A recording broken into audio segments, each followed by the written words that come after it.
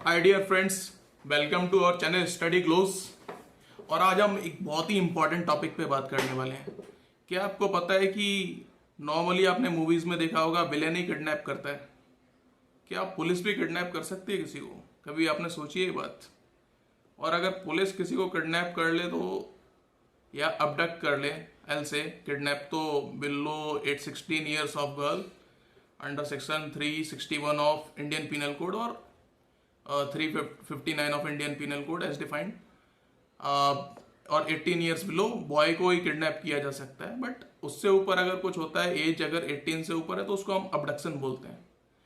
तो क्या मतलब अपहरण अगर हम हिंदी में बोलें तो पुलिस भी कर सकती है किसी का, और उसकी क्या लीगल वैलिडिटी होगी, और उससे हम कैसे बच सकते हैं, उसके बदले में हमें क्या कंपनसेशन या फिर हमारे क्या राइट्स हैं। तो आज हम उस पर बात करते हैं। बहुत ही इंटरेस्टिंग केस आज मैं डिस्कस करने वाला हूं आपके साथ। तो ये एक this case is Rudal Shah versus state of Bihar. It was decided in 1983 by 3 जज bench of Honorable Supreme Court, presided by our former Chief Justice of India, Y.B. Chandrachud sir, along with Ranganath Mishra sir and Amarendra Nath Sen sir.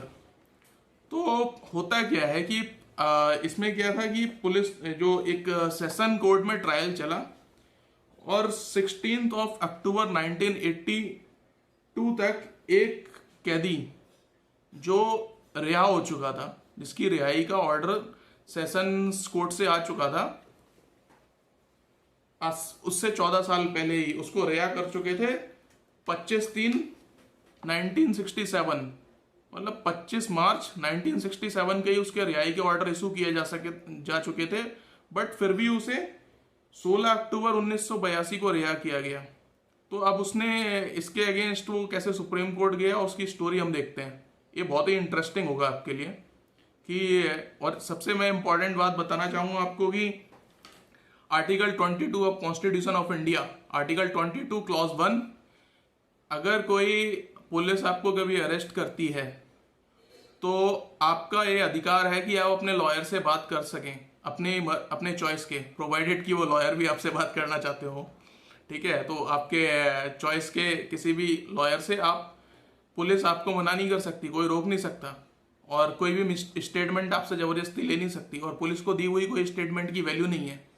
अगर आप अपने lawyer से सलाह लेना चाहते हैं, उसके बाद उनसे बात करना चाहते हैं, अगर आपको किसी क्राइम के लिए अरेस्ट किया है, या फिर एलिगेशन मतलब एक ऐसे फर्जी भी अगर उनको शक है तब भी, तो आपसे वो कुछ बुलवा नहीं सकते जबरदस्ती। These are your rights. तो आगे हम जब स्पेशल अपने लीगल कोर्सेज करेंगे तो मैं इनको डिटेल में डिस्कस करूंगा। अभी मैं बताता हूं आपको कि जनरली आप समझ सकें। आर्टिकल 22 क्लॉज 2 में आता है कि आपको 22 क्लॉज 1 में तो मैंने जो बताया आपको कि आप लॉयर से कंसल्ट कर सकते हैं। 22 क्लॉज 2 में 24 घंटे से ज्यादा पुलिस आपको नहीं रख सकती पुलिस स्टेशन में, या फिर उनका जो भी नॉर्मल वो जो आपको 24 घंटे से ज्यादा नहीं रख सकते। उसके ऊपर अगर रखते हैं तो आपको किडनैपिंग या फिर जो अबडक्शन का चार्ज पुलिस के अगेंस्ट बन जाएगा, केस अपहरण का। समझ रहे हैं? तो ये आर्टिकल 20 क्लॉज 2 कहता है, read with section 57 and 167 of the code of criminal procedure 1973। तो पुलिस पे किडनैपिंग का चार्ज लग जाएगा अगर आपको 24 घंटे से ज्यादा वो थाने में रखते हैं, अगर उनको शक की बिना पे या कोई क्राइम, मतलब कैसे भी आपको लेके आए हैं लीगली या फॉर्मली अरेस्ट करके, या फिर जैसे भी उनको मतलब शक था। तो मैं ये बता रहा हूँ 24 घंटे से ज्यादा नहीं रख सकते। इसमें क्या हुआ था, रुदल शाह केस में उसको सेशन कोर्ट ने 25 मार्च 1967 को एक्विट कर दिया था, और उसको 16 अक्टूबर 1982 तक जेलर ने उसको जेल में रखा, और बोला कि रीजन क्या दिया। जब उससे सुप्रीम कोर्ट जब अपील पटना हाई कोर्ट गई, तो पटना हाई कोर्ट ने भी उसको एक्विटल और रिलीज का ऑर्डर दे दिया, और सुप्रीम कोर्ट में रिट फाइल की हैबियस कॉर्पस की। There are 5 writs. तो आज हम हैबियस कॉर्पस की रिट पे बात करेंगे। 5 रिट्स होती है हमारी कॉन्स्टिट्यूशन में अंडर आर्टिकल 226, जो आप हाई कोर्ट अपीयर कर सकते हैं for violation of the fundamental rights against as provided in part 3 of the constitution, article 12 to article 35, and under article 32 you can directly approach to supreme court अपने fundamental rights को hold करने के लिए, उनको uphold करने के लिए कि अगर उनका वायलेशन हुआ है। 5 रेट्स होती है, mandamus, certiorari, prohibition, quo warranto, habeas corpus. तो मैंडामस तो एक अथॉरिटी को, पब्लिक ऑफिसर को कमांड किया जाता है कि आप अपना काम करिए, अगर आप वो अपनी ड्यूटी नहीं कर रहा है तो। सर्सियोररी अपर कोर्ट, हाई कोर्ट वगैरह लोअर कोर्ट्स को डायरेक्ट करते हैं कि ये प्रोसीडिंग्स रोक दीजिए अगर वो इन वायलेशन, अगर ज्यूरिडिक्शन से, अधिकार से ज्यादा काम कर रहे हैं या फिर अपने अधिकार का गलत इस्तेमाल कर रहे हैं ना, और उसको क्वेश करने की बात कर दी जाती है कंप्लीटली, वो आफ्टर प्रोसीडिंग। तो उसको हम बाद में डिस्कस करेंगे। अभी मेन अपनी हैवियस कॉर्पस रेट है। प्रोहिबिशन रेट होती है जो कि प्रोहिबिट कर दिया जाता है कि हाँ अपना लोअर कोर्ट को, हाई कोर्ट के द्वारा कि अपना ये प्रोसीडिंग रोक दीजिए, इसकी अभी जरूरत नहीं है, हम उसको टेकअप कर लेंगे, जैसे भी सीनियर कोर्ट को ट्रांसफर कर देंगे वो। और को वारंटो की आप किस अधिकार से उस पोस्ट पे है तो वो एक रेट इशू की जाती है। अगर कोई पब्लिक अथॉरिटी, कोई जज या फिर कोई नकली मजिस्ट्रेट या नकली आईपीएस बन के कई बार घूमते रहते हैं, तो आप किस अधिकार से नकली नेता बन के घूम रहे हैं कि आप ये पोस्ट होल्ड कर रहे हैं, आप दिखाइए आपकी अथॉरिटी क्या है। पुलिस ऑफिसर बन के आ गया कि आईडी वाईडी दिखाइए, आप सच में हैं या फिर ऐसे ही मतलब वो सर्कस टाइप से, जोकर टाइप से हरकतें कर रहे हैं, है ना, बस मतलब फिल्मी वो कॉस्ट्यूम पहना हुआ है, तो वाली बात हो जाती है। तो इसमें क्या हुआ था कि जब उसको जेलर ने रिलीज नहीं किया तो जेलर ने अपने सफाई में कहा कि आईजी का ऑर्डर था, प्रिजन साइड आईजी का ऑर्डर था, और उसने वो बताया कि ये बंदा पागल था, थोड़ा इंसेन था, या फिर मतलब नॉट मेंटली स्टेबल, इसलिए इसको रिलीज नहीं किया। बट वो कुछ सपोर्ट में प्रोड्यूस नहीं कर पाया सुप्रीम कोर्ट में, अपनी इस कंटेंशन को कहीं प्रूव नहीं कर पाया, क्योंकि सिविल सर्जन का जो 1977 में 21 फरवरी 1977 को मुजफ्फरनगर के बिहार का केस है, तो सिविल सर्जन ने रिपोर्ट दिया कि ये तो पागल नहीं है, he is of Sen mind, वो ठीक है, समझ सकता है चीजें।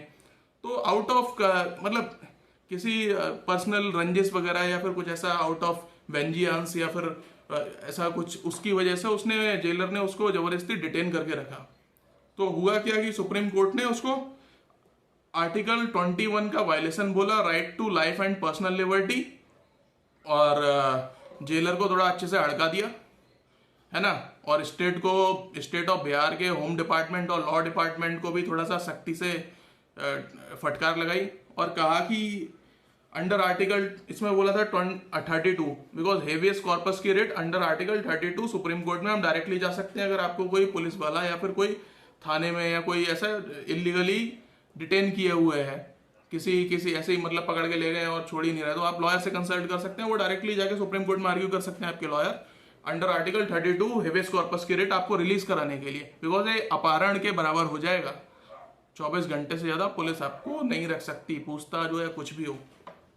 ये है ये सेक्शन, ये आर्टिकल 22 और section 57, section 167, article 22 of constitution of India, section 57, 167 of the code of criminal procedure का वायलेशन है।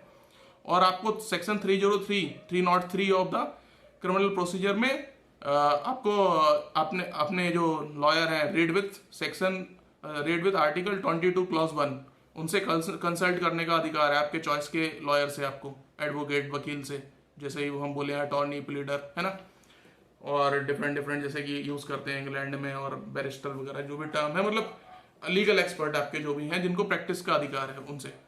और उसके बाद 304 रीड विथ, आपके जो 304 में आपको फ्री लीगल एड दी जाएगी। अगर आप गरीब हैं, आपको अफोर्ड नहीं कर सकते लॉयर, तो स्टेट सरकार आपको लॉयर देगी जो उनके पैनल पे रहते हैं। रीड विथ, जिसकी पावर आती है article 39A of constitution of India से, section 304 of the code of criminal procedure, आपको लीगल एक्सपर्ट प्रोवाइड किए जाएंगे। जैसे कसाब के केस में क्या हुआ था कि वो उसका कोई वकील ही नहीं था, ना उसके पास पैसे थे कुछ खाने को, भारत सरकार खिला रही थी उसे, तो अब उसको ऐसे सजा नहीं दी जा सकती। नेचुरल जस्टिस का वायलेशन है, पक्ष सुनना पड़ता है, कोई कितना भी बड़ा क्रिमिनल हो बट उसका फिर भी सुनना पड़ता है कि मतलब कुछ थोड़ी बहुत अगर इसके सर्कमस्टांसिस क्या थे, किस क्यों ऐसे किया इसने, क्या मजबूरी थी, तो वो देखा जाएगा कि फांसी देनी है, उम्र कैद देनी है, 10 साल देना है, 7 साल देना है, 3 साल देना है, वो तो देखा जाएगा ना, मतलब एक बार सुना जाएगा उसका भी मतलब पक्ष क्या है। तो दोनों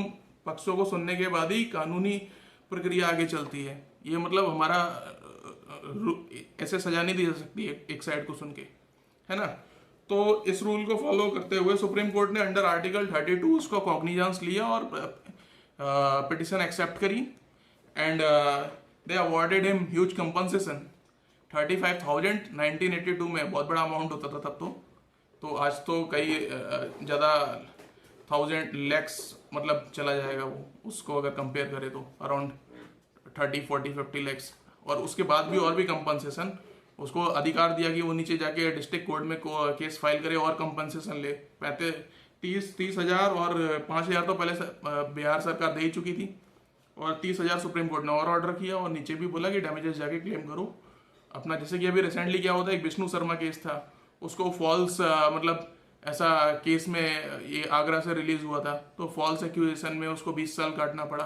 तो इस टाइप के केसेस के लिए आर्टिकल 32 या पुलिस आपको डिटेन कर ले, जो उसको 24 घंटे से ज़्यादा रख ले तो उसको अपहरण में हम मानेंगे, है ना, अबडक्शन किडनैपिंग। तो उसको रिलीज के लिए आप जा सकते हैं under article 226 high court habeas corpus और under article 32 directly supreme court, और डैमेजेस और रिलीज क्लेम कर सकते हैं। So thank you so much friends, keep watching Study Close, take care.